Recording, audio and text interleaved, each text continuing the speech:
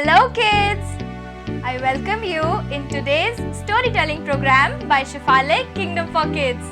कैसे हैं आप सब? आज के प्रोग्राम में हम सुनेंगे बाइबल में से एक कहानी और हम मिलेंगे एक टीचर से जो हमें बाइबल में से वर्सेस याद कराएंगी।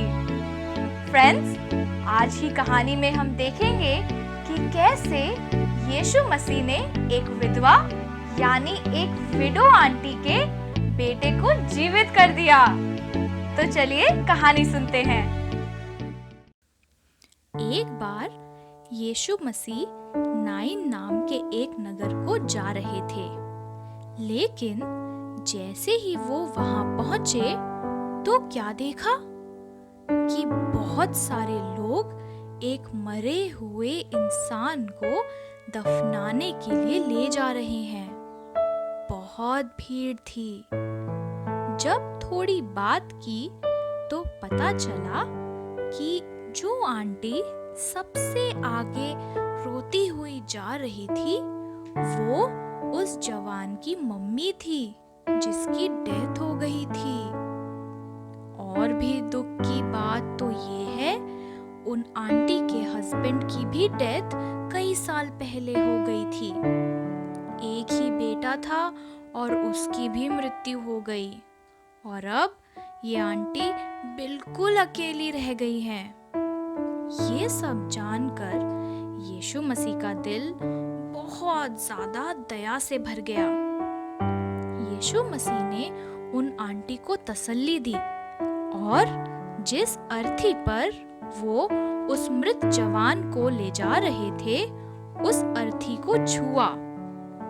जैसे ही यीशु ने अर्थी को छुआ, लोग रुक गए और सोचने लगे कि अब आगे क्या होगा। यीशु मसीह ने उस मरे हुए जवान से कहा, मैं तुझे कहता हूँ, उठ। यीशु मसीह ने जैसे ही बोला, तुरंत वो मरा हुआ जवान जिंदा हो गया। यीशु मसीह के इस चमत्कार को देखकर लोगों के अंदर बहुत ज्यादा विश्वास भर गया और हर जगह यीशु मसीह के इस चमत्कार की चर्चा होने लगी। तो बच्चों, आज की कहानी से हमने क्या सीखा? हमने सीखा कि यीशु मसीह केवल बीमार को ही चंगा नहीं करते, पर मरे हुए को भी जीवित कर सकते हैं। यीशु मसीह के लिए कोई भी काम मुश्किल नहीं है। There is nothing impossible for Jesus.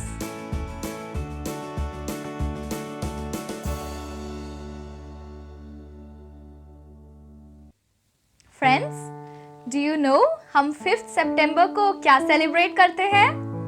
We celebrate Teachers Day यानी शिक्षक दिवस। ये हर साल 5 सितंबर को मनाया जाता है। इस दिन भारत के पूर्व राष्ट्रपति डॉक्टर सर्वपल्ली राधाकृष्णन का जन्म हुआ था। शिक्षा के क्षेत्र में उनका बहुत बड़ा योगदान था। वो बहुत अच्छे शिक्षक थे और छात्र उनसे बहुत प्यार करते थे। तो टीचर्स डे के दिन हम उन्हें याद करने के साथ साथ अपनी टीचर्स, अध्यापक, अध्यापिकाएं, उन सभी को थैंक यू बोलते हैं और उनका सम्मान करते हैं। आइए हम मिलते हैं एक स्कूल टीचर से जो हमें बाइबल वर्सेस याद कराएंगी।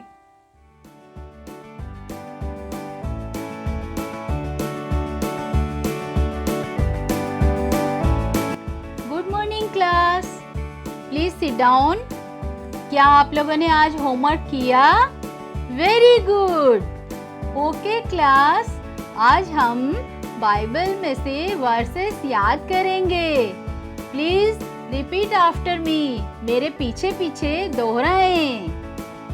हे मेरे मन, यहोवा को धन्य कहे और जो कुछ मुझ में है वह उसके पवित्र नाम को धन्य कहे।